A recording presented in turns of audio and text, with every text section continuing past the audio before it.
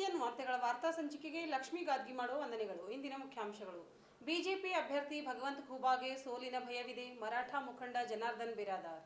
ರಾಜ್ಯವನ್ನ ದಿವಾಳಿ ಮಾಡಲು ಹೊರಟಿರುವ ಕಾಂಗ್ರೆಸ್ ಪಕ್ಷಕ್ಕೆ ಪಾಠ ಕಲಿಸಿ BSY. ಖೂಬಾ ಖಂಡ್ರೆ ನಾಮಪತ್ರಗಳು ತಿರಸ್ಕೃತಗೊಳ್ಳುವುದು ಗ್ಯಾರಂಟಿ, ಜಯರಾಜ್ ಬುಕ್ಕ. ವಾರ್ತೆಗಳ ವಿವರ. ಉಚ್ಚಾಟಿಸಿದ ಬಿಜೆಪಿ ಮುಖಂಡರಿಂದ ತುರ್ತು ಜಂಟಿ ಸುದ್ದಿಗೋಷ್ಠಿ ನಡೆಯಿತು. ಬಿಜೆಪಿ ಹಾಗೂ ಭಗವಂತ ಖೂಬಾ ವಿರುದ್ಧ ಕಿಡಿಕಾರಿದರು. ನಿನ್ನೆ 5 ಮರಾಠ ಮುಖಂಡರನ್ನು ಉಚ್ಚಾಟಿಸಿದ್ದ ಬಿಜೆಪಿ 30-40 ವರ್ಷದಿಂದ ಬಿಜೆಪಿ ಪಕ್ಷಕ್ಕಾಗಿ ದುಡಿದಿದ್ದೇವೆ, ಯಾವುದೇ ನೋಟಿಸ್ ನೀಡದೆ ನಮಗೆ ಪಕ್ಷದಿಂದ ಹೊರಹಾಕಿದ್ದಾರೆ, ಪಕ್ಷದ ಝಂಡಾ ಸುಟ್ಟವರಿಗೆ, ಸಚಿವರ ಕಾರು ಮೇಲೆ ಕಲ್ಲು ತೂರಿದವರಿಗೆ ಪಕ್ಷದಲ್ಲಿಟ್ಟುಕೊಂಡಿದ್ದಾರೆ ಎಂದು ಆರೋಪಿಸಿದರು. ಮರಾಠ ಸಮಾಜಕ್ಕೆ ಬಿಜೆಪಿ ಪಕ್ಷ ಅನ್ಯಾಯ ಮಾಡುತ್ತಿದೆ ಎಂದು ಹೇಳಿದರು. ನೋಟಿಸ್ ನೀಡದೆ ನಮ್ಮನ್ನು ಪಕ್ಷದಿಂದ ಹೇಗೆ ಉಚ್ಚಾಟಿಸಿದ್ರಿ ಎಂದು ಬಿಜೆಪಿ ರಾಜ್ಯಾಧ್ಯಕ್ಷರಿಗೆ ಪ್ರಶ್ನೆ ಹಾಕಿದ್ದಾರೆ. ಈ ರೀತಿ ಪದೇ ಪದೇ ಮರಾಠರಿಗೆ ಅನ್ಯಾಯ ಮಾಡಿದರೆ ಬಿಜೆಪಿ ಪಕ್ಷ ಖತಮ್ ಆಗಲಿದೆ ಎಂದರು. ನಾವು ಮರಾಠಿಗರು ಎಂಬ ಕಾರಣಕ್ಕೆ ಪದೇ ಪದೇ ಅಪಮಾನ ಮಾಡ್ತಿದ್ದಾರೆ. ಬಿಜೆಪಿ ಅಭ್ಯರ್ಥಿ ಭಗವಂತ ಖೂಬಾಗೆ ಸೋಲಿನ ಭಯವಿದೆ, ಅದಕ್ಕಾಗಿಯೇ ಈ ರೀತಿ ಮಾಡ್ತಿರುವ. ಖೂಬಾಗೆ ಸೋಲಿಸ್ತೀವಿ. ಪ್ರಚಾರದಿಂದ ದೂರ ಉಳಿದಿರೋ ಶಾಸಕ ಪ್ರಭು ಚವ್ಹಾಣ್ರನ್ನು ಉಚ್ಚಾಟಿಸಬೇಕು. ಕಳೆದ MLA ಚುನಾವಣೆಯಲ್ಲಿ ಚವ್ಹಾಣ್ರನ್ನ ಸೋಲಿಸಲು ಪ್ರಯತ್ನ ಮಾಡಿದ್ದ ಭಗವಂತ ಖೂಬಾ ಅವರನ್ನ ಪಕ್ಷದಿಂದ ಉಚ್ಚಾಟಿಸಬೇಕು. ಮರಾಠ ಮುಖಂಡ ಜನಾರ್दन बिरादार, राव साहब बिरादार आक्रोश व्यक्तपडिसिದರು. हमें पार्टी से निकाला बोल के आपके मीडिया से थ्रू हमें पता चला है, लेकिन हम भी पार्टी का बहुत सालों से काम कर रहे थे, 30-40 साल से काम कर रहे हैं. कल हमको पार्टी से निकाला बोल के निकालने के बाद हम उनसे बात करे तो बोले पार्टी से आपको निकाला है. बोले भाई हमको नोटिस तो देना ना, एक हमारा क्या कहना सुनना तो चाहिए ना. इसका मतलब हमारे पार्टी में दादागिरी चल रही है आजकल. मन में जिसको आए वो निकालते, जिसको आए वो लेते.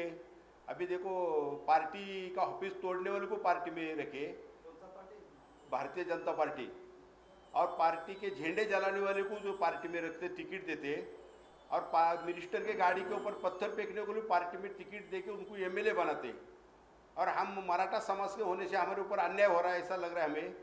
और हमको नोटिस बिगर नोटिस कैसा निकलते पार्टी वाले, ये आपके थ्रू उनको बताना चाहते हम भी पार्टी के थे और हम पार्टी छोड़े नहीं है.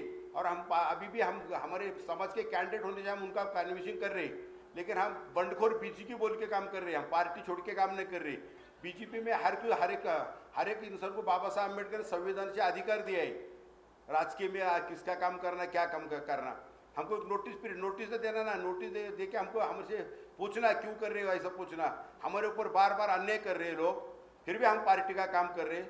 अभी लास्ट टाइम हमको भालके असेंबली टिकट देते बोल के हमको 5 साल से बोल रहे थे टिकट दे रहे, मराठा समाज को टिकट दे रहे, टिकट तो दिए ही नहीं. फिर भी हम पार्टी का काम करें, दिल जान से काम करें, साम दाम दौड़ पैसा हमारा खुद का पैसा खर्चा करके हम पार्टी का काम करें. और अभी परसों हमको कल सुबह सीधा पार्टी से निकाला बोल के हमको मैसेज आता है, तो हमारे ऊपर अन्याय हो रही है. यह अन्याय हम आपके थ्रू उनको बताना चाहते हैं, अन्याय मत करो, ऐसा करने से पार्टी खत्म होती है. और पार्टी में गुलाम जैसे लोगों को पार्टी में पोस्ट देके और उनको पार्टी प्रोटोकॉल बोल के सब कुछ स्टेज पे बिठाते. लास्ट 3 महीने पहले घुमराबाद में प्रोग्राम था, तो हम उधर स्टेज के ऊपर गए, तो हमको बोलो पार्टी प्रोटोकॉल लेकर के हमको स्टेज से नीचे उतारे.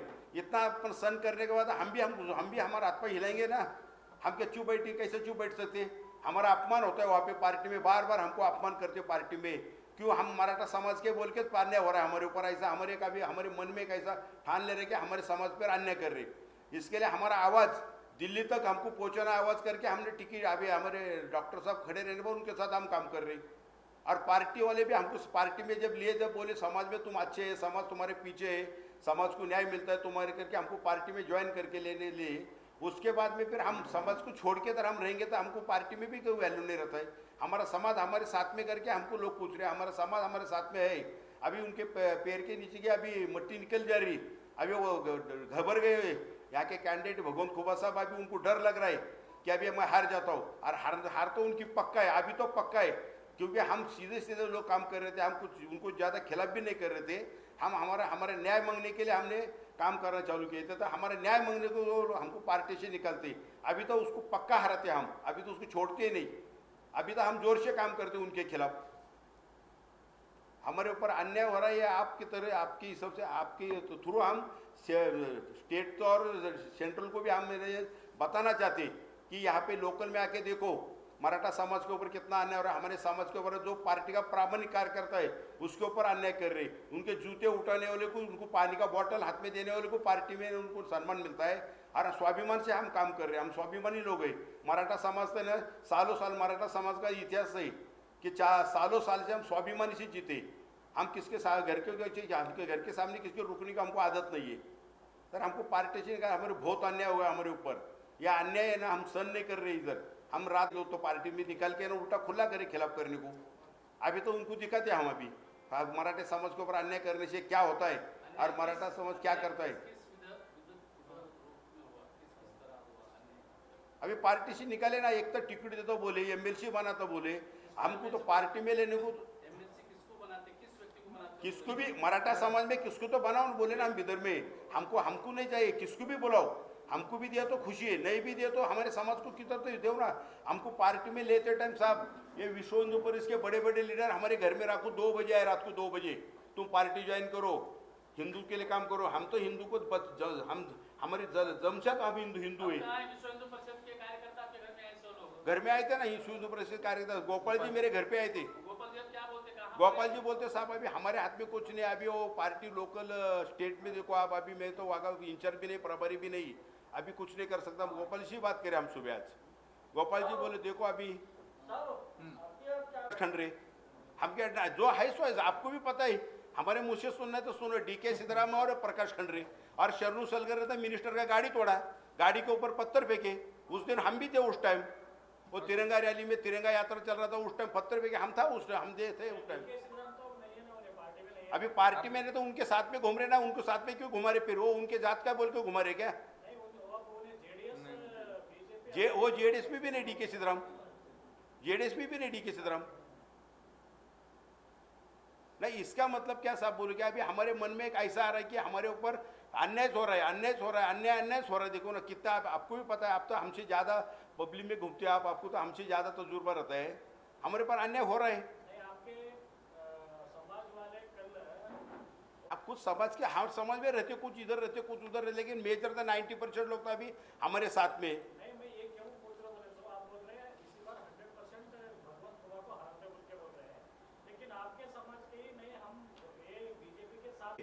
और उनको डरा धमका के बुला के लेके के लिए कल, उसमें से आधे से ज़्यादा लोग हैं ना, हमको कल फोन कर चुके साहब हमारी मजबूरी जाना पड़ता है, बुलाए जाना पड़ता है बोल के गए। आधे लोग तो हमको फोन करके गए। हाँ फोन लगे कि नहीं, गाड़ी भेजे थे उनको कैंडिडेट भगवंत खुबा। देखो जिसने भी बोला है ना, उनका दुकान बंद हो रहा है। भगवंत खुबा क्या अभी जो भगवंत खुबा साहब जो कर रहे राजकीय, वो राजकीय हम उनकी राजकीय गलती से तो अभी ये मोड़ पे आके रुके। अभी वो किसको तकलीफ नहीं, आपको तो मालूम है। वो प्रभु चौहान तो रोया वो दिन, हमारे पार्टी प्रेसिडेंट आए थे वो दिन तो रोया, पैर पड़ा उनका, भैया बाबा इनको मत टिकट दो, बोला पार्टी खत्म कर रहा है। और हम भी उनको 4 साल से बोल रहे साहब पार्टी खत्म हो रहा है, पार्टी संभालो। 4 लोग जो नाराज हो रहे, भगवंत खुबा क्या बोले 4 लोग आए तो क्या 400 लोग आते हमारे पास। मैं बोला साहब 400 आते तो कभी कभी 4000 भी निकल जाते। 4000 बोलते बोलते 4 लाख लोग अभी निकल गए उनके हाथ से। अभी उनका वोट बैंक खत्म होगा, उनका वोट बैंक, जो वोट बैंक हमारे समाज का वोट बैंक था ना, अभी हमारे समाज का निकले वो। ನಾನು ಭಾರತೀಯ ತಾಲೂಕು ಉಪಾಧ್ಯಕ್ಷ ಇದ್ದ ಭಾರತೀಯ ಜನತಾ ಪಾರ್ಟಿದು, ಮತ್ತು ಎಕ್ಸ್ APMC ಮೆಂಬರ್ ಇದ್ದ, ನಾ ಅವ್ರ ಜೊತೆದಾಗ ಭಾಳ ಕೆಲಸ ಮಾಡಿದ। ವೀರಶೈವ ಲಿಂಗಾಯತ್ ಅಖಿಲ ಭಾರತೀಯ ವೀರಶೈವ ಲಿಂಗಾಯತ್ ಧರ್ಮದ ಮೆಂಬರ್ ಇದ್ದೆ ನಾನು। ಮತ್ತು ನಾವೊಂದು ಮರಾಠ ಸಮಾಜದವ್ರು ಸರಿ ಓಡಾಡ್ತಿದ್ದ ಅಂತಂತ ನನಗೆ ಉಚ್ಚಾಟನೆ ಮಾಡ್ಯಾರ, ನಮಗೆ ಪಾರ್ಟಿದಿಂದ ಸಸ್ಪೆಂಡ್ ಮಾಡ್ಯಾರ। ಮತ್ತೊಂದು ನನಗೇನು ಮಾಡ್ಯಾರ ಅಂದ್ರೆ ಅವರು ಇದು ಮಾಡಿದಕ್ಕೆ ಜಿಲ್ಲಾಧ್ಯಕ್ಷರಿಗೆ MP ಸಾಹೇಬರಿಗೆ ನಾ ಧನ್ಯವಾದ ಹೇಳ್ತಾ, ನನಗೆ ಉಚ್ಚಾಟನೆ ಮಾಡಿ ಕಡಿಂದು ನಾವು ಅವ್ರಿಗೇನು ಬ್ಲೇಮ್ ಮಾಡತ್ತಿಲ್ಲ, ಚಂದ ಮಾಡ್ಯಾರ, ಒಳ್ಳೆ ಕೆಲಸ ಮಾಡ್ಯಾರ। ವಿನಾಶ ಕಾಲ ವಿಪರೀತ ಬುದ್ಧಿ ಅಂತಂದು ಅಪ್ಲೈ ಆಗ್ಯದ ಈಗ। ಮತ್ತು ಅವ್ರ ಸೋಲಂತೂ ಖಚಿತದ।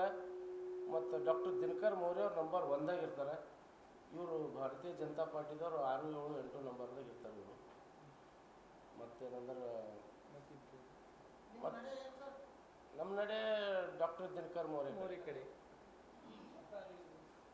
ಮತ್ತು ಅವ್ರ ಬಳಿ ಎಂಥವ್ರು ಉಳ್ದಾರ ಅಂದ್ರೆ ಬ್ರೋಕರ್ಗಳು, ಏಜೆಂಟ್ಗಳು, ಇಂಥ ಮಂದಿ ಉಳ್ದಾರ, ಬರೀ ಲಂಚ ಕೇಳೋರು ಉಳ್ದಾರ MP ಸಾಹೇಬ್ರು।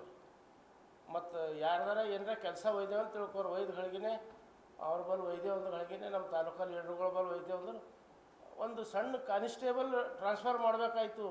ಸರ್ ಇವ ನಮ್ಮ ಮನುಷ್ಯನ ರೀ, ಇವ ಪಾಪ ಇವ ಒಳ್ಳೆ ಮನುಷ್ಯನ ರೀ, ಒಂದೊಂದು ದಂಧೆ ಮಾಡಿಕೊಡ್ರಿ ಸರ್ ಅಂತಂದಾಗ 20,000 ರೂಪಾಯಿ ಕೊಡಪ್ಪ ಅಂತಂತ ಅವ್ರ ಬಲ್ಲಿ ಏಜೆಂಟ್ ಹರ ಮಾತ್ರ, ಅವ್ರ ಬಲ್ಲಿ ತಾಲೂಕಾ ಲೀಡರ್ಗಳು ಮತ್ತೊಂದು ಏಜೆಂಟ್ಗಳಾರ ಅಂಥವ್ರು ಕೇಳತ್ತಾರ.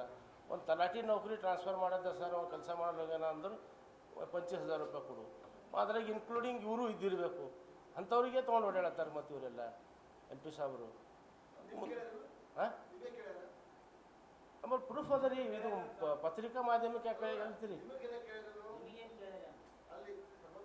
ಇಲ್ಲ ಅವರಿಲ್ಲ, ತಾಲೂಕಾ ಲೀಡರ್ಗಳು ಹೇಳ್ತಾರೆ. ಹಾಂ ಕೇಳ್ಯಾರ ಅದು ನಾ ಬಹಿರಂಗ ಸಭಾದಾಗ ಹೇಳ್ತಾರೆ. ಇಲ್ಲಿ ನನ್ನ ಮಂದಿ ಖುನ ಆಗ್ಬೇಕಲ್ರಿ, ಪತ್ರಿಕಾಗೋಷ್ಠಿದಾಗಿಂತ ಭೀ ಇಲ್ಲಿ ಮಂದಿ ಖುನ ಆಗ್ಬೇಕು. ಅದು ಬಹಿರಂಗ ಸಭಾದಾಗ ಹೇಳ್ತಾರೆ, ಅದು ಅವ್ರ ಹೆಸರು ಹೇಳ್ತಾರೆ. ಅದು ಟೈಮ್ ಬಂದಾಗ ಹೇಳ್ತಾರೆ, ಇಲ್ಲ ಸಮಯ ಬಂದಾಗ ಹೇಳ್ತೀನಿ ನಾನು. ಮತ್ತೆ ಹಾಂ ಈಗ ಕರಿದ್ದೆವು ನೋಡ್ತೇವೆ. ಹಾಂ ಏನಂದ್ರಿ? ಲಂಚಕ್ಕೆ ಔರಾದ್ನಲ್ಲಿ ಬಿಜೆಪಿ ಅಭ್ಯರ್ಥಿ ಖೂಬಾ ಪರ BSY ಪ್ರಚಾರ. ಐತಿಹಾಸಿಕ ಉದ್ಭವಲಿಂಗ ಅಮರೇಶ್ವರ ಸ್ಮರಿಸಿ ಭಾಷಣ ಪ್ರಾರಂಭ. ಬಿಜೆಪಿ ಸಮಾವೇಶದಲ್ಲಿ BS ಯಡಿಯೂರಪ್ಪ ಅಬ್ಬರದ ಭಾಷಣ ಮಾಡಿದರು. ರಾಜ್ಯದಲ್ಲಿ ಬಿಜೆಪಿ JDS ಮೈತ್ರಿಯಿಂದ 28ಕ್ಕೆ 28 ಸ್ಥಾನ ಗೆಲ್ಲುತ್ತೇವೆ. ಇದು ನನ್ನ ಅನುಭವ. ರಾಜ್ಯಾದ್ಯಂತ ಸಂಚಾರ ಮಾಡ್ತಾ ಇದ್ದೀನಿ. ನಿಮ್ಮ ಪ್ರಧಾನಿ ಯಾರು ಅಂತ ಹೇಳ್ತೀರಾ ಅಂತ ಕಾಂಗ್ರೆಸ್ ವಿರುದ್ಧ ವಾಗ್ದಾಳಿ. ಅಭಿವೃದ್ಧಿ ಒಂದೇ ಮೋದಿ ಅಜೆಂಡಾ.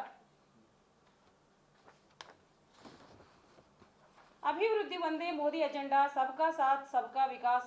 ಒಂದೇ ಒಂದು ದಿನ ವಿಶ್ರಾಂತಿ ತಗೊಂಡಿಲ್ಲ ಎಂದು ಮೋದಿಯನ್ನು ಹೊಗಳಿದ BSY ಅವರು ರಾಜ್ಯವನ್ನ ದಿವಾಳಿ ಮಾಡಲು ಹೊರಟಿರುವ ಕಾಂಗ್ರೆಸ್ ಪಕ್ಷಕ್ಕೆ ಪಾಠ ಕಲಿಸಿ ಪ್ರತಿ ಬೂತ್ನಲ್ಲಿ ಕೆಲಸ ಮಾಡಿ ಖೂಬಾ ಅವರನ್ನ ದೊಡ್ಡ ಅಂತರದಲ್ಲಿ ಗೆಲ್ಲಿಸಿ.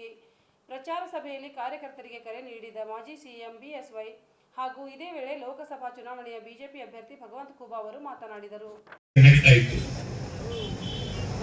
ನಿಮ್ಮ ವೋಟಿಂದ, ನಿಮ್ಮ ಮತದಿಂದ ಅಲ್ಲಿ ಮೆಜಾರಿಟಿ, ಪಾರ್ಲಿಮೆಂಟ್ ಅಲ್ಲಿ ಮೆಜಾರಿಟಿ ಬಂದಾಗ ರಾಮ ಮಂದಿರ್ ನರೇಂದ್ರ ಮೋದಿಜಿಯವರ ನೇತೃತ್ವದಲ್ಲಿ ಆಯಿತು. ಅದಕ್ಕೆ ತಮ್ಗೆಲ್ಲರಿಗೂ ಧನ್ಯವಾದ ಹೇಳ್ತೇನೆ. ಯಾಕಂದ್ರೆ ಪ್ರಜಾಪ್ರಭುತ್ವದಲ್ಲಿ ಉತ್ತರದ ಹೆಬ್ಬಾಗಿಲು ಅತ್ಯಂತ ಪ್ರಾಚೀನ ಐತಿಹಾಸಿಕ ಅಮರೇಶ್ವರನ ದಿವ್ಯ ಸನ್ನಿಧಿ ಔರಾದ್ನಗರದ ನಾಗರಿಕ ಬಂಧುಗಳಿಗೆ ನಾನು ತಲೆಬಾಗಿ ನಮಸ್ಕರಿಸುತ್ತೇನೆ. NDA ಅಭ್ಯರ್ಥಿ ಭಗವಂತ ಖೂಬಾ ಪರ ಮತಯಾಚಿಕೆ ನಾನು ಇಲ್ಲಿಗೆ ಬಂದಿದ್ದೇನೆ. ತಮಗೆ ಗೊತ್ತಿದೆ, ಈಗಾಗಲೇ ಜಾತ್ಯತೀತ ಜನತಾದಳ, ಭಾರತೀಯ ಜನತಾ ಪಾರ್ಟಿ ಹೊಂದಾಣಿಕೆ ಮಾಡಿಕೊಂಡು ಹೋಗ್ತಿರೋದ್ರಿಂದ ದೇವೇಗೌಡರು ಮಾಜಿ ಪ್ರಧಾನಿ, ಹಾಲಿ ಪ್ರಧಾನಿ ನಮ್ಮ ನರೇಂದ್ರ ಮೋದಿಜಿಯವರ ಸಂಬಂಧ ಹೇಗಿದೆ ನಿಮಗೆ ಗೊತ್ತಿದೆ. ಇವರೆಲ್ಲರ ಒಂದು ಆಶೀರ್ವಾದದಿಂದ ನಾನು ಹೇಳ್ತಾ ಇದ್ದೇನೆ, ಇವತ್ತು ಭವಿಷ್ಯ ಹೇಳ್ತಿಲ್ಲ, ವಾಸ್ತವಿಕ ಸ್ಥಿತಿ ಹೇಳ್ತೇನೆ. ರಾಜ್ಯದ ಉದ್ದಗಲಿ ಸುತ್ತ ಬಂದಿದ್ದೇನೆ. 28ಕ್ಕೆ 28 ಲೋಕಸಭಾ ಕ್ಷೇತ್ರ ನಾವು ಗೆಲ್ಲಲಿದ್ದೇವೆ. ಇದನ್ನ ತಡೆಯೋದಕ್ಕೆ ಯಾವ ಶಕ್ತಿಯಿಂದ ಸಾಧ್ಯ ಇಲ್ಲ ಅನ್ನೋ ಮಾತನ್ನ ನಾನು ಈ ಸಂದರ್ಭದಲ್ಲಿ ಹೇಳ್ತಾ, ಕೇವಲ ಸುಳ್ಳು ಅಪಪ್ರಚಾರ ಮಾಡಿಕೊಂಡು ಕಾಂಗ್ರೆಸ್ ಹೊರಟಿದ್ದಾರೆ. ನಾನು ಕೇಳ್ತೇನೆ, ಇನ್ನು ಮುಂದಿನ ಪ್ರಧಾನಿ ಅಭ್ಯರ್ಥಿ ಯಾರು ಹೆಸರು ಹೇಳ್ತೀರೇನೋ? ಯಾವನ ಹೆಸರು ಕಂಡು ಮುಂದೆ ಇಲ್ಲ. ಈ ರೀತಿ ಪ್ರಧಾನಿ ನರೇಂದ್ರ ಮೋದಿ ಅವರಿಗೆ ಹೋಲಿಕೆ ಮಾಡುವಂತಹ ಯಾವುದೇ ವ್ಯಕ್ತಿ ಕಾಂಗ್ರೆಸ್ ಇಲ್ಲದೇ ಇರುವಂತಹ ಸಂದರ್ಭದಲ್ಲಿ ಭಾರತೀಯ ಜನತಾ ಪಾರ್ಟಿ, ಭಗವಂತ ಖೂಬಾ ಸೇರಿ ಎಲ್ಲರೂ ಈ ಚುನಾವಣೆಯಲ್ಲಿ ದೊಡ್ಡ ಹಂತದಲ್ಲಿ ಗೆಲ್ತಾರೆ ಎನ್ನುವಂತ ಸಂಪೂರ್ಣ ವಿಶ್ವಾಸ ನಮಗಿದೆ. 500 ವರ್ಷಗಳ ಲಕ್ಷಾಂತರ ಭಕ್ತರ ತ್ಯಾಗ ಬಲಿದಾನಗಳ ಸಾರ್ಥಕತೆ ಸಿಗುವಂತೆ ಅಯೋಧ್ಯೆಯಲ್ಲಿ ಭವ್ಯ ಶ್ರೀರಾಮ ಮಂದಿರವನ್ನು ನಿರ್ಮಾಣ ಯಶಸ್ವಿಯಾಗಿ ಮೋದಿಯವರು ನೆರವೇರಿಸಿದ್ದಾರೆ. ಅಭಿವೃದ್ಧಿ ಒಂದೇ ಅಜೆಂಡಾ, ಸಬ್ಕೆ ಸಾಥ್ ಸಬ್ಕೆ ವಿಕಾಸ್ ಎನ್ನುವ ಧ್ಯೇಯದೊಂದಿಗೆ ದಿನಕ್ಕೆ ಗಂಟೆ ಮೋದಿಯವರು ಕೆಲಸ ಮಾಡ್ತಾ ಇದ್ದಾರೆ. ಕಳೆದ 10 ವರ್ಷದಲ್ಲಿ ಒಂದು ದಿನ ವಿಶ್ರಾಂತಿ ತಗೊಳ್ಳದೇನೆ ಈ ದೇಶದ ಪರದೇಶಗಳಿಗೆ ಹೋಗಿ ಬಂದ್ಮೇಲೂ ಸಹ ಇವತ್ತು ವಿಶ್ರಾಂತಿ ತಗೊಳ್ಳದೇನೆ ಕೆಲಸ ಮಾಡ್ತಿದ್ದ ಮೋದಿ, ನರೇಂದ್ರ ಮೋದಿ ನಮಗೆ ಆದರ್ಶ. ಅದಕ್ಕಾಗಿ ನಿಮ್ಮಲ್ಲಿ ಕೈ ಜೋಡಿಸಿ ಪ್ರಾರ್ಥನೆ ಮಾಡ್ತೇನೆ. ಚುನಾವಣೆ ಮುಗಿಯುವವರೆಗೂ 7ನೇ ತಾರೀಕುವರೆಗೂ ನೀವೆಲ್ಲ ಮನೆ ಮನೆಗೆ ಹೋಗಿ ಭಗವಂತ ಖೂಬಾ ಕೇವಲ MP ಅಲ್ಲ, ಮುಂದಿನ ಕೇಂದ್ರ ಸಚಿವರಾಗೋರಿದ್ದಾರೆ ಅನ್ನೋದನ್ನ ಮನವರಿಕೆ ಮಾಡಿ ಅವರನ್ನ ಗೆಲ್ಲಿಸಿಕೊಡ್ಬೇಕು ಅಂತ ಕೇಳಕ್ಕೆ ಬಂದೇನೆ. ಇವತ್ತು ಕಾಂಗ್ರೆಸ್ ಪಕ್ಷ ದಿವಾಳಿಯಾಗಿದೆ. ಯಾರೊಬ್ರು ಹೇಳೋರು ಯಾರು ಇದ್ದೇನೆ ಭ್ರಷ್ಟಾಚಾರದಲ್ಲಿ ತೊಡಗಿ ಕರ್ನಾಟಕ ರಾಜ್ಯವನ್ನು ದಿವಾಳಿ ಸ್ಥಿತಿಗೆ ತಂದಿರುವಂತಹ ಈ ಕಾಂಗ್ರೆಸ್ ಪಕ್ಷವನ್ನ ಬೇರೆ ಸೈಡ್ ಕಿತ್ತೊಗೆಯಬೇಕಾಗಿದೆ. ಅದಕ್ಕೆ ನಿಮ್ಮ ಆಶೀರ್ವಾದ ಬೆಂಬಲ ಇರಬೇಕು ಅಂತ ಕೈ ಜೋಡಿಸಿ ಪ್ರಾರ್ಥನೆ ಮಾಡಿ, ಈ ಉರುಬಿಸಿನಲ್ಲಿ ಕಳೆದ 2 ಗಂಟೆಗೂ ಹೆಚ್ಚು ಕಾಲ ನಾವು ಕುಂತು ಭಗವಂತ ಖೂಬಾ ಅವರ ಆಶೀರ್ವಾದ ಮಾಡಿದ್ದೀರಾ. ನಿಮ್ಮೆಲ್ಲರ ಪ್ರೀತಿ ವಿಶ್ವಾಸ ಚುನಾವಣೆ ಮುಗಿಯುವವರೆಗೂ ಇರಬೇಕು. ಮನೆ ಮನೆಗೆ ಹೋಗಿ ಮತದಾರನ ಭೇಟಿ ಮಾಡಿ ಮತದಾರ ಕೇಂದ್ರಕ್ಕೆ ಕರ್ಕೊಂಡ್ಬಂದು ಭಗವಂತ ಖೂಬಾ ಅವರನ್ನ ಗೆಲ್ಲಿಸೋದ್ರ ಮೂಲಕ ನಾವು ನಮ್ಮ ಕೆಲಸವನ್ನು ಮಾಡಬೇಕಾಗಿದೆ. ಪ್ರಧಾನಿಯವರ ಮಾತು ಒಂದೇ ಒಂದು, ಪ್ರತಿ ಬೂತ್ ಮಜಬೂತ್ ಆಗಬೇಕು ಅಂತ. ಪ್ರತಿ ಬೂತ್ ಅನ್ನ ಬಲಪಡಿಸಿದ್ರೆ, ಪ್ರತಿ ಬೂತ್ ಅಲ್ಲಿ ನಾವು ಹೆಚ್ಚು ಬೆಂಬಲವನ್ನು ಪಡೆದ್ರೆ ದೊಡ್ಡ ಅಂತರದಲ್ಲಿ ನಮ್ಮ ಭಗವಂತ ಖೂಬಾ ಗೆಲ್ಲದಲ್ಲಿ ಯಾವುದೇ ಅನುಮಾನ ಬೇಡ. ಅದಕ್ಕೆ ತಮ್ಮ ಸಂಪೂರ್ಣ ಆಶೀರ್ವಾದ ಬೆಂಬಲ ಇರಬೇಕು ಅಂತ ಹೇಳ್ತಾ ಇಷ್ಟು ಗುರುಪಾದಪ್ಪ ನಾಗರಪಲ್ಲಿ ಅವರು ನನ್ನ ಜೊತೆ ಯಾವ ರೀತಿ ಸಂಬಂಧ ಇಟ್ಕೊಳ್ಳುವುದು ನಿಮಗೆಲ್ಲ ಗೊತ್ತಿರುವಂತ ಸಂಗತಿ. ಬಹಳ ದೊಡ್ಡ ವ್ಯಕ್ತಿ, ಹೋರಾಟ ಮಾಡಿಕೊಂಡು ಇಲ್ಲಿ ಕೆಲಸವನ್ನು ಮಾಡಿದಂತಹ ವ್ಯಕ್ತಿ.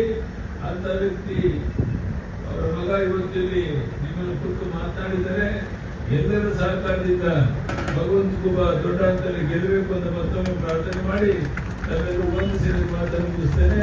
ಧನ್ಯವಾದಗಳು, ನಮಸ್ಕಾರ. ಭಾರತ್ ಮಾತಾ ಕಿ, ನರೇಂದ್ರ ಮೋದಿಜಿಯವರಿಗೆ ಭಾರತ್ ಮಾತಾ ಕಿ, ಭಗವಂತ ಖೂಬಾ ಅವರಿಗೆ ಧನ್ಯವಾದಗಳು, ನಮಸ್ಕಾರ. ಭೇದವನ್ನು ಹುಟ್ಟಿಸುವಂತಹ ಕಾಂಗ್ರೆಸ್ಸಿನ ಟೂಲ್ ಕಿಟ್ ಅನ್ನ ನನ್ನ ಮೇಲೆ ಆರೋಪಗಳನ್ನು ಮಾಡುವಂತ ಪ್ರಯತ್ನವನ್ನು ಮಾಡ್ತಾ ಇದ್ದಾರೆ. ಕಾಂಗ್ರೆಸ್ಸಿನವರೇ ನನ್ನ ಕಾರ್ಯಕರ್ತರ ಜೊತೆಯಲ್ಲಿ, ನನ್ನ ಮುಖಂಡರ ಜೊತೆಯಲ್ಲಿ ಯಾವ ರೀತಿ ಸಂಬಂಧವನ್ನು ಇಟ್ಕೊಳ್ಬೇಕು ಅನ್ನುವಂಥದ್ದನ್ನ ನಿಮ್ಮಿಂದ ನಾನು ಕಲಿಬೇಕಾಗಿಲ್ಲ. ಕಾರಣ ಕಳೆದ 30 ವರ್ಷಗಳಿಂದ ಇದೇ ನೆಲದಲ್ಲಿ ರಾಜಕೀಯವನ್ನು ಪ್ರಾರಂಭವನ್ನ ಮಾಡಿ ಪಕ್ಷದ ಏಳಿಗೆಗೆ, ಜಿಲ್ಲಾ ಸ್ಥಳದಲ್ಲಿ ಏಳಿಗೆಗೆ ಪ್ರಯತ್ನವನ್ನ ಮಾಡಿದಂಥದ್ದು ಇಲ್ಲಿ ಸಾಕ್ಷಿಯಾಗಿದ್ದಾರೆ. ಹೀಗಾಗಿ ಕಾಂಗ್ರೆಸ್ಸಿನವರಿಗೆ ನೀವು ಅನೇಕ ನನ್ನ ಮೇಲೆ, ಕಾರ್ಯಕರ್ತರ ಮಹತ್ವದ ಮೇಲೆ ನನ್ನನ್ನ ವಿಷವನ್ನು ಬಿತ್ತುವಂತ ಪ್ರಯತ್ನವನ್ನು ಮಾಡ್ತಾ ಇದ್ದೀರಿ. ನಿಮ್ಮ ಇಂಥ ಒಂದು ವ್ಯರ್ಥದ ಪ್ರಯತ್ನ ಸಫಲ ಆಗುವುದಿಲ್ಲ ಅನ್ನುವಂಥದ್ದು ಹೇಳ್ತೀನಿ. ಇಂದಿನ ಈ ಕಾರ್ಯಕ್ರಮದ ಯಶಸ್ವಿಗಾಗಿ ಉಮಾಕಾಂತ್ ಬಳಿಯವರು ದಿನ ರಾತ್ರಿ ದುಡಿದಿದ್ದಾರೆ. ಅವರಿಗೆ ಭಾರತೀಯ ಜನತಾ ಪಕ್ಷದ ತಾಲೂಕು ಅಧ್ಯಕ್ಷರಾದಂತ ಮತ್ತು ಸಂಪೂರ್ಣವಾದಂತ ಕರೆಸಿದ್ದಾರೆ. ಹೀಗಾಗಿ ಬರುವಂತ 7 ತಾರೀಕಿಗೆ ಪ್ರಚಂಡ ಬಹುಮತ ಭಾರತೀಯ ಜನತಾ ಪಕ್ಷಕ್ಕೆ ಮಾಡಿ. ಕಳೆದ ಬಾರಿ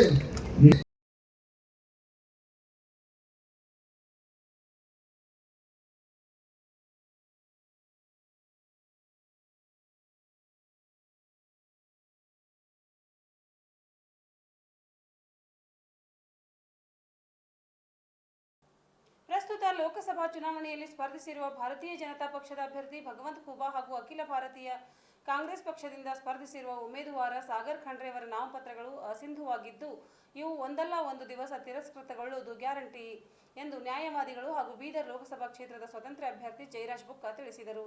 ನಗರದ ಜಿಲ್ಲಾ ಪತ್ರಿಕಾ ಭವನದಲ್ಲಿ ಶುಕ್ರವಾರ ಸುದ್ದಿಗೋಷ್ಠಿಯನ್ನು ಉದ್ದೇಶಿಸಿ ಮಾತನಾಡಿರುವ ಅವರು, ಭಗವಂತ ಖೂಬಾ ಹಾಗೂ ಸಾಗರ್ ಖಂಡ್ರೆ ಅವರು ಸಲ್ಲಿಸಿರುವ ಅಫಿಡವಿಟ್ನಲ್ಲಿ ಸಾಕಷ್ಟು ದೋಷಗಳಿವೆ.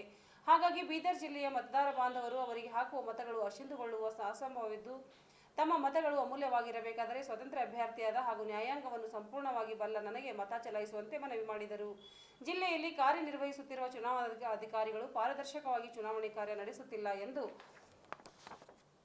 ಗಂಭೀರವಾಗಿ ಆರೋಪಿಸಿರುವ ಅವರು, ಪಾಪ್ನಾಶ್ ಮಂದಿರದಲ್ಲಿ ಚುನಾವಣೆ ನಾಮಪತ್ರ ಸಲ್ಲಿಸಿದ ಸಂದರ್ಭದಲ್ಲಿ ದೇವಸ್ಥಾನದಲ್ಲಿ ಪೂಜೆಗೈದು ನಾಮಪತ್ರ ಸಲ್ಲಿಸಿದ್ದಾರೆ. ಆದರೆ ಚುನಾವಣಾಧಿಕಾರಿಗಳಾದ ಜಿಲ್ಲಾಧಿಕಾರಿಗಳು ಮತ್ತು ಜಿಲ್ಲಾ ಪೊಲೀಸ್ ವರಿಷ್ಠಾಧಿಕಾರಿಗಳು ಮೌನ ವಹಿಸಿರುವುದು ಆಶ್ಚರ್ಯ ತಂದಿದೆ. ಹಾಗಾಗಿ ಇಲ್ಲಿ ಬೇರೆ ಚುನಾವಣಾಧಿಕಾರಿಗಳನ್ನು ನೇಮಿಸುವಂತೆ ಪತ್ರ ಬರೆಯುವುದಕ್ಕಾಗಿ ಬುಕ್ಕ ತಿಳಿಸಿದರು. ಕಳೆದ 10 ವರ್ಷಗಳಲ್ಲಿ ನರೇಂದ್ರ ಮೋದಿ ಸರ್ಕಾರ ಬಂದಾಗಿನಿಂದ ಬೀದರ್ ಜಿಲ್ಲೆಯಲ್ಲಿ ಒಂದೂ ಸಹ ಕಾರ್ಖಾನೆ ಸ್ಥಾಪನೆಯಾಗಿಲ್ಲ. ನಿರುದ್ಯೋಗ ಸಮಸ್ಯೆ ತಾಂಡವವಾಡುತ್ತಿದೆ. ಹೇಳಿಕೊಳ್ಳುವಂಥ ಅಭಿವೃದ್ಧಿ ಕಾರ್ಯಗಳಾಗಿಲ್ಲ. ಸ್ವಲ್ಪವನ್ನು ಮಾಡಿ ಹೆಚ್ಚು ಪ್ರಚಾರ ಗಿಟ್ಟಿಸಿಕೊಳ್ಳುತ್ತಿರುವ ಖುಬಾ ಅವರ ಒರಟು ವರ್ತನೆಯಿಂದಲೇ ಇಂದು ನಾನು ಲೋಕಸಭೆ ಚುನಾವಣೆಗೆ ಸ್ಪರ್ಧಿಸಬೇಕಾಯಿತು ಎಂದು ಸ್ಪಷ್ಟಪಡಿಸಿದರು. ಬೀದರಿಂದ ನಾವೆಲ್ಲ ಅವ್ರಿಗೆ ಸಪೋರ್ಟ್ ತೆಗಿದ್ದೀವಿ. ಬೀದರಿಂದ ನಮ್ಮ ಹೆಸರು ಹಾಕಿ ಕಳಿಸ್ಕೊಟ್ಟಿದ್ದೀವಿ ಜಿಲ್ಲಾ ಅಧ್ಯಕ್ಷರ ಮುಖಾಂತರವಾಗಿ ಮತ್ತು ರಾಷ್ಟ್ರಕ್ಕೆ ನೇರವಾಗಿ ಕೂಡ ಕೊಟ್ಟಿದ್ದೀವಿ.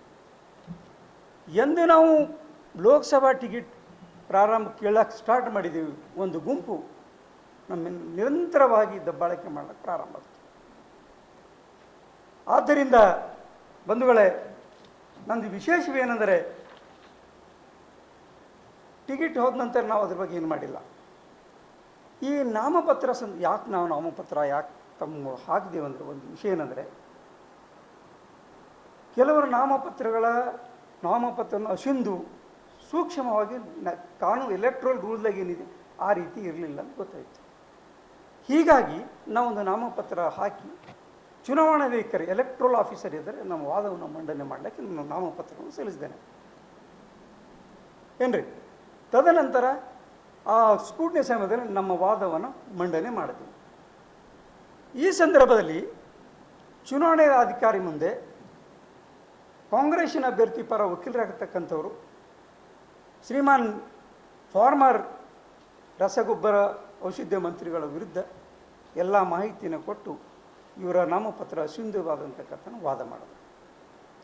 ಅವರು 60 ಲಕ್ಷ 64 ಲಕ್ಷ ಎಷ್ಟೋ ಹಣವನ್ನು ಅದು ಕರೆಕ್ಟಾಗಿ ದುರುಪಯೋಗ ಏನೋ ಮಾಡ್ಕೊಂಡಿದ್ದ ಬಗ್ಗೆ ಅದು ವಾದ ಮಾಡಿ ಅದು ಸರಿಯಾಗಿಲ್ಲ ಅಂತಕ್ಕಂಥದ್ದನ್ನು ಅವ್ರು ಹೇಳಿದ್ರು. ತದನಂತರ ಮಾನ್ಯ ಭಗವಂತ ಖೋಬಾಜಿಯವರ ಪರ ವಕೀಲರು ಗುಲ್ಬರ್ಗಾದ ಹೈಕೋರ್ಟ್ ವಕೀಲರು ಮಹಿಳೆಯರು ಬಂದಿದ್ದು, ಅವರು ಕೂಡ ಅಚ್ಚುಕಟ್ಟಾಗಿ ಶ್ರೀಮಾನ್ ಸಾಗರ್ ಖಂಡ್ರೆ ಅವರ ನಾಮಪತ್ರ ಅಸಿಂಧುವಿದೆ, ಅದು ತಿರಸ್ಕಾರ ಮಾಡಿ ಅಂತ ಕೂಡ ಅವ್ರು ಹೇಳಿದ್ರು. ನನಗೂ ಕೂಡ ಅದೇ ಸಂದರ್ಭದಲ್ಲಿ ಒಬ್ಬ ಗೋಪಾಲ್ ಎಂಬವರನ್ನು ನೇಮಕ ಮಾಡಿದರು. ನಾವು ಕೂಡ ಸಾಗರ್ ಖಂಡ್ರೆ ಅವರು ನಾಮಪತ್ರ ಅವ್ರು ಏನೇನು ಡಾಕ್ಯುಮೆಂಟ್ ಕೊಟ್ಟರೆ ಅದರ ವಿರುದ್ಧ ನಾವು ವಾದವನ್ನು ಮಾಡಿದ್ವಿ. ತದನಂತರ ನಮ್ಮ ಕೆಲಸ ಮುಗಿತು. ನಂತರ ನಾವು ನಾಮಪತ್ರ ಹಿಂದೆ ತೆಗೆದುಕೊಳ್ಳೋ ಸಂದರ್ಭದಲ್ಲಿ ನಮ್ಮನ್ನು ಕೆಲವರು ಫೋನ್ ಮಾಡಿ ಒಳ್ಳೆಯ ಶಬ್ದವನ್ನು ಬಳಸಲಾರದೆ ನಮಗೆ ಒಂದು ಅವಮಾನ ರೀತಿಯಲ್ಲಿ ನಡ್ಕೊಂಡಿದ್ದರಿಂದ ನಾನು ಈ ಚುನಾವಣೆ ಸ್ಪರ್ಧೆ ಮಾಡಲಿಕ್ಕೆ ಸಾಧ್ಯ ಆಯಿತು. ಇನ್ನೊಂದೇನೆಂದರೆ, ಸತತವಾಗಿ 34 ವರ್ಷಗಳಿಂದ ಪಕ್ಷದಿಂದ ಕೆಲಸ ಮಾಡಿದ್ದು, ವಕೀಲಿ ವೃತ್ತಿಯಲ್ಲಿ, ಸಾಮಾಜಿಕ ಧಾರ್ಮಿಕ ರಂಗಗಳಲ್ಲಿ, ರಾಜಕೀಯ ರಂಗಗಳಲ್ಲಿ ಎಲ್ಲ ಜನರ ಜೊತೆ ಸಂಬಂಧವನ್ನು ಹೊಂದಿಕೊಂಡಿದ್ದರಿಂದ ನಾನು ಈ ಒಂದು ಚುನಾವಣೆಯಲ್ಲಿ ಸ್ಪರ್ಧೆ ಮಾಡಬೇಕು. ನನ್ನ ಹೆಸರು ಜಯರಾಜ್ ಕೆ ಬುಕ್ಕ. ಜಯರಾಜ್ ಸೋಲಿರಲ್ಲ, ಸೋತೂರು ಜನ ಸೋಲ್ತಾರೆ, ಗೆದ್ದೂರು ಜನ ಗೆಲ್ತಾರೆ. ಅವರು ಕೆಲಸ ಮಾಡಲಿಕ್ಕೆ ನನಗೊಂದು ಅವಕಾಶ ಕೊಡಬೇಕಂತೇಳಿ ತಮ್ಮ ಮಾಧ್ಯಮದ ಮುಖಾಂತರ 19 ಲಕ್ಷ ಜನರ ಪಾದಗಳಿಗೆ ಇವೆ ಅವ್ರ ಪಾದಗಳನ್ನು ತಿಳ್ಕೊಂಡು ಅವರಿಗೆ ನಮಸ್ಕರಿಸಿ ನನಗೆ ಮತ ನೀಡಲು ತಮ್ಮ ಮುಖಾಂತರ ಕೇಳಿಕೊಳ್ಳುತ್ತೇನೆ. ಅಜೆಂಡಾ ಏನಂದರೆ, ಸರ್, ಈ ನೇವಿ ಇರ್ಬೋದು, ಮಿಲ್ಟ್ರಿ ಇರ್ಬೋದು, ಏರ್ಫೋರ್ಸ್ ಏನ್ರಿ, ಆರ್ಮಿ, ಅವರ ಒಂದು ಯುದ್ಧದಲ್ಲಿ ಮತ್ತು ಸಂಘರ್ಷ ಮಾಡೋದಲ್ಲಿ ಮರಣ ಹೊಂದಿದ್ದಾಗ ನಾವು ಒಂದೇಳು ಜನ ನಮ್ಮನ್ನು ಆಯ್ಕೆ ಮಾಡಿದರೆ ಅವರಿಗೆ ವಿಶೇಷವಾದ ಪರಿಹಾರ ಅನುದಾನವನ್ನು ಕೊಡಬೇಕು. ಯಾಕಂದರೆ ನಾನು ಕೇಂದ್ರ ಸರ್ಕಾರದ ಪರವಾಗಿ ಕೆಲಸ ಮಾಡಿದ್ದೇನೆ. ನಾನು ಸುಮಾರು 32ಗಳ ಇಲಾಖೆಯ ಮುಖಾಂತರವಾಗಿ ಕೇಂದ್ರ ಕಾನೂನನ್ನು ಅರಿತುಕೊಂಡಿದ್ದೆ. ದೇಶದ ಸ್ತಂಭವಾಗಿರ್ತಕ್ಕಂಥ ನೇವಿ, ಮಿಲ್ಟ್ರಿ, ಆರ್ಮಿ, ಏರ್ಫೋರ್ಸ್, ಇವು 4 ಅಂಗಗಳು ಕೂಡ ನ್ಯಾಯಾಂಗ, ಕಾರ್ಯಾಂಗ, ಶಾಸಕ ಹೆಂಗಿವೆಯೋ ನಮ್ಮ ಈ ದೇಶದ ಸುಭದ್ರತೆಗಾಗಿ ಅವರು ಹೋರಾಡ್ತಕ್ಕಂಥವ್ರು ಇದ್ದಾರೆ. ಅವರ ಕುಟುಂಬಕ್ಕೆ ಬೀದರ್ ಜಿಲ್ಲೆಯಲ್ಲಿ ಏನಾದರೂ ಅನಾಹುತ ಆಗಿ ಮರಣ ಹೊಂದಿದ್ದಾಗ ಅವರಿಗೆ ಪರಿಹಾರವನ್ನು ಕೊಡೋ ರೀತಿಯಲ್ಲಿ ಆ ಫಂಡಿನಲ್ಲಿ ಎಷ್ಟು ಇರ್ತೀವೋ ಅದಕ್ಕಿಂತ ಹೆಚ್ಚಿನದಲ್ಲಿ ಅನುದಾನವನ್ನು ಕೊಡಲಿಕ್ಕೆ ನಾನು ಪ್ರಯತ್ನ ಮಾಡ್ತೀನಿ. ಸರ್, ಅವ್ರು ಯಾವಾಗ ಮಾಡಿದಾರೋ ಗೊತ್ತಿಲ್ಲ. ನಮ್ಮದು ಒಬ್ಬರು ಬಸವರಾಜ್ ಚಿರಡೆ ಅಂತಿದ್ದಾರೆ. ಆ ಬಸವರಾಜ್ ಚಿರಡೆ ಅವ್ರು ಹೇಳಿದ್ರು, ನಮ್ಮ ಆತ್ಮೀಯ ಸ್ನೇಹಿತರು, ನಾವು ವಕೀಲರಾಗಿಂದ ಹಿಡಿದು ಅವರು ಚೀರ ಪರಿಚಯದರು. ಅವರು AW ಇಂಜಿನಿಯರ್ ಆಗಿ ಕೆಲಸ ಮಾಡ್ತಿದ್ದರು. ಆ ಬಸವಕಲ್ಯಾಣ ಭಾಗದ ಎಲ್ಲ ಕೆಲಸಗಳನ್ನು ನಮ್ಗೆ ಕಳಿಸ್ತಿದ್ರು. ಅವ್ರು ಹೇಳಿದ್ರು, ವಕೀಲರೇ, ನೀವು ಅವರು ಭಗವಂತ ಖೋಬಾಜಿಯವರ ಅವ್ರ ಅಕ್ಕವ್ರ ಮಗಳಿಗೆ ಕೊಟ್ಟಿದ್ದೆ, ಅವ್ರ ಬ್ರದರ್ ಇಲ್ಲ ಭಾವಜಿ ಆಗಬೇಕು ಅವರಿಗೆ. ಅವ್ರು ತೆಕ್ಕೊಂದನ್ನು ತೆಕ್ಕೊಳ್ಳೋಕ್ಕೆ ನಾನು ಅವತ್ತೇ ನಾನು ಟೈಪ್ ಕೂಡ ಮಾಡಿ ಸೈನ್ ಕೂಡ ಮಾಡಿದ್ದೆ ಏನ್ರಿ, ಸೈನ್ ಮಾಡಿ ಕೂಡ ಇಟ್ಟಿದ್ದೆ. ಬಿಫೋರ್ ದಿ ರಿಟರ್ನಿಂಗ್ ಆಫೀಸರ್ ಲೋ constituency Bidar permission for withdraw the nomination papers Jayaraj K Bukka ಅಂತೇಳಿ ನಾವು ಇದು ಮಾಡಿದೆ ಸರ್.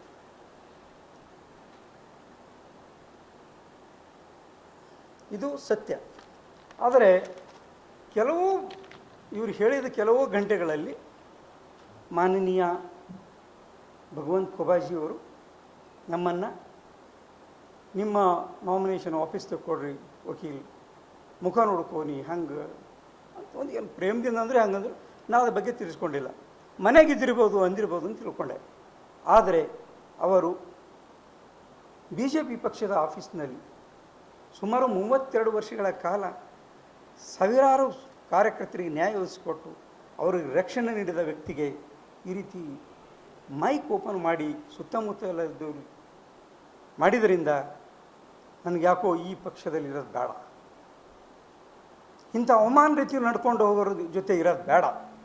ನನಗೆ ಕೋರ್ಟ್ ಇದೆ, ಪೆನ್ ಇದೆ, ಜನರಿಗೆ ನ್ಯಾಯ ಕೊಡೋಣ, ಜನರ ಮಧ್ಯೆ ಇರೋಣ, ಜನತಾ ಜನಾರ್ದನ್ ಪಾರ್ಟಿನೇ ನನ್ನ ಪಾರ್ಟಿ ಅಂತ ತಿಳ್ಕೊಂಡು ನಡೆಯೋಣ ಅಂಥೇಳಿ ನಿರ್ಧಾರ ಮಾಡಿಕೊಂಡು ನಮ್ಮ ನಾಮಿನೇಷನ್ ಪತ್ರವನ್ನು ತೆಗೆದುಕೊಂಡಿಲ್ಲ. ಮತ್ತು ಶ್ರೀಮಾನ್ ಬಸವರಾಜ್ ಚೇಡೆ ಏಳುಗುಲಿ ಸಾಹೇಬ್ರಿಗೆ ಕೂಡ ನಿಮ್ಮ ಭಾವಜಿ ಹಿಂಗಂದ ಕೂಡ ನಾನು ಹೇಳಕ್ಕೆ ಹೋಗಿಲ್ಲ.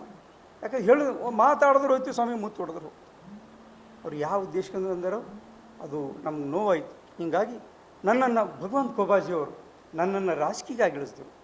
ನನ್ನ ಜೀವನದಲ್ಲಿ ರಾಜಕೀಯ ನಾರಾಯಣರಾವ್ ಮನ್ನಳ್ಳಿ ಹೇಳಿದರು ರಾಜಕೀಯದಾಗ ಹೋಗ್ಬೇಡ ಕೆಲಸ ಅಂತ. ಆದರೆ ಇವರ ಒಂದು ಫೋನ್ ಮುಖಾಂತರ ನನ್ನನ್ನು ಪಾರ್ಲಿಮೆಂಟ್ ಅಭ್ಯರ್ಥಿ ಮಾಡಿದ್ದಾರೆ. ಅವ್ರಿಗೆ ನಾನು ನಿಮ್ಮ ಮುಖಾಂತರವಾಗಿ ಧನ್ಯವಾದಗಳು ಸಲ್ಲಿಸ್ತೇನೆ ಬಂಧುಗಳೇ. ಇನ್ನೊಂದೇನೆಂದರೆ ಸರ್, ಬೀದರ್ ಜಿಲ್ಲೆಯಲ್ಲಿ ನಿರುದ್ಯೋಗ ಸಮಸ್ಯೆ ಭಾಳ ಇದೆ.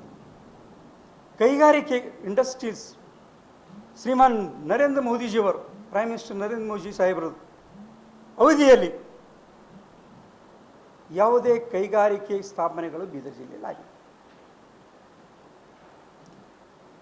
ಪ್ರಥಮವಾಗಿ ನಿರುದ್ಯೋಗ ಸಮಸ್ಯೆಗಳು ಹೋಗಬೇಕಾದ್ರೆ ಕೈಗಾರಿಕೆ ಈ ಭಾಗದಲ್ಲಿ ಇಲ್ಲಿದ ಒಂದು ವಾತಾವರಣ ನೋಡಿಕೊಂಡು ಯಾವ ಕೈಗಾರಿಕೆ ಸ್ಥಾಪನೆ ಮಾಡಬೇಕೆಂಬುದಕ್ಕೆ ನಾನು ಹೆಚ್ಚಿನ ಆದ್ಯತೆಯನ್ನು ಕೊಡ್ತೇನೆ. ಯಾವುದೇ ಬೀದರ್ನಲ್ಲಿ ಕೈಗಾರಿಕೆ ಅಭಿವೃದ್ಧಿಗಳ ಸ್ಥಾಪನೆಗಳು ಆಗಿವೆ.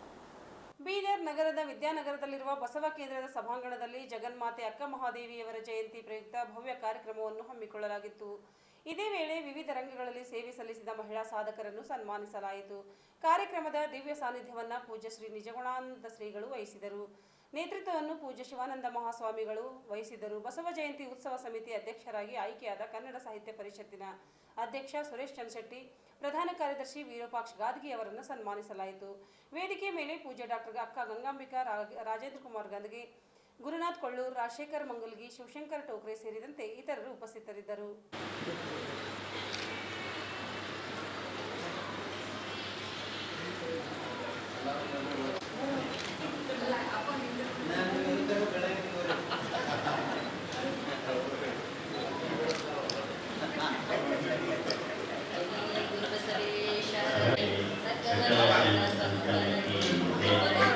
ಶರಣು ಶರಣಾರ್ಥಿ.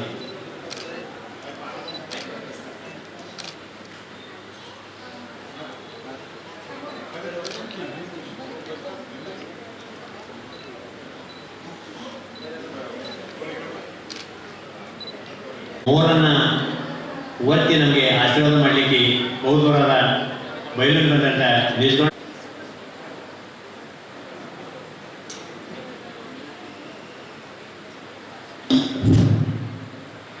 ಒಂದು ಬಸವಲಿಂಗ ನಮಃ ಸಿರಿಗನ್ನಡಂ ಗೆಲ್ಗೆ ಬರುವ 2024 ಮೇ 10ರಂದು ಜರುಗುವಂಥ ವಿಶ್ವಗುರು ಬಸವಣ್ಣನವರ ಜಯಂತ್ಯೋತ್ಸವ ಸಮಿತಿಯ ಅಧ್ಯಕ್ಷರಾಗಿ ಆಯ್ಕೆ ಮಾಡುವಂಥ ಮತ್ತು ನನಗೆ ಅಲ್ಲಿ ಸೇವೆಯನ್ನು ಸಲ್ಲಿಸುವಂಥ ಒಂದು ಅವಕಾಶ ಮಾಡಿಕೊಟ್ಟಂಥ ನಾನು ಬೀದರ್ ಜಿಲ್ಲೆಯ ಸಮಸ್ತ ಬಸವ ಭಕ್ತರಿಗೂ ಮತ್ತು ವಿಶೇಷವಾಗಿ ನಮ್ಮ ಮೊನ್ನೆ ಜಗತ್ತ ಪೂರ್ವಭಾವಿ ಸಭೆಯಲ್ಲಿ ಭಾಗವಹಿಸಿದಂಥ ಎಲ್ಲ ಬಸವಪರ ಸಂಘಟನೆ ಎಲ್ಲ ಅಧ್ಯಕ್ಷರಿಗೂ ನಾನು ಅನಂತ ವಂದನೆಗಳು ಮತ್ತು ಶರಣಗಳನ್ನು ಸಲ್ಲಿಸ್ತಾ ಇದ್ದೇನೆ.